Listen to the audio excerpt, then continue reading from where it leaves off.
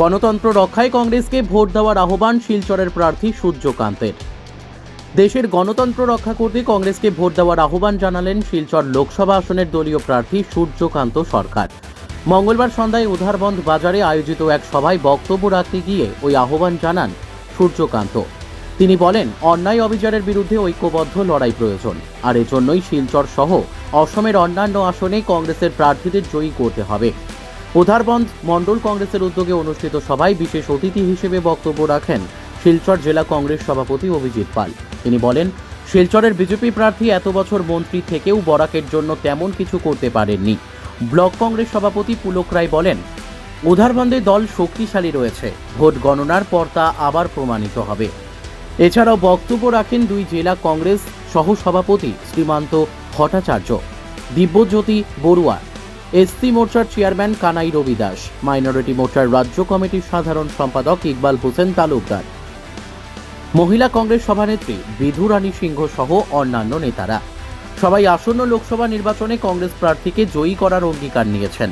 শুরুতে বেশ কয়েকজন মহিলা নেত্রীর হাতে বিভিন্ন পদের নিযুক্তিপত্র তুলে দেন উপস্থিত নেতারা।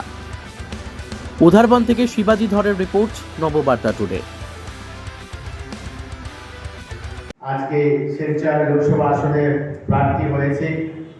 আপনারা যে অধিকার নিয়ে, আপনারা যে আশা নিয়ে আমাকে আজকে কংগ্রেস হাইকমান্ডের কাছে সুপারিশ করেছিলেন দলের নমিনেশন দেওয়ার জন্য, আজকের দিনে আমি আপনাদের কাছে আবার হাত জুড়ে প্রার্থনা করছি যে চলুন, আজকে আমি একজন সাধারণ ঘরের ছেলে হিসাবে, সাধারণ একজন কর্মী, কংগ্রেসের কর্মী হিসাবে সর্বভারতীয় কংগ্রেস আমাকে যে স্বীকৃতি দিয়েছে, এই স্বীকৃতি আপনারা যারা কংগ্রেসের জন্য দিন রাত আপ্রাণ চেষ্টা করে যাচ্ছেন, আপনারা প্রত্যেকের স্বীকৃতি, প্রত্যেকের সম্মান, এবং আপনাদের কাছে বিনম্র অনুরোধ করব, এই সম্মান রক্ষার দায়িত্ব আপনাদের। তাই আজকের দিনে শুধু এতটুকুই বলবো যে চলুন, ভারতবর্ষে আজকের দিনে যে অন্যায় অবিচার চলছে, এই অন্যায় অবিচারের বিরুদ্ধে লড়াই করতে হলে আমরা সংঘবদ্ধভাবে যদি এই নির্বাচনে আমরা বরাকভ্যালির, শুধু শিলচর না, বরাকভ্যালির প্রত্যেকটা আসন, এমনকি আসামের প্রত্যেকটা আসন বিজয় না করি, তাহলে আমাদের নেতা রাহুল গান্ধীর হাত শক্ত করতে পারবো না।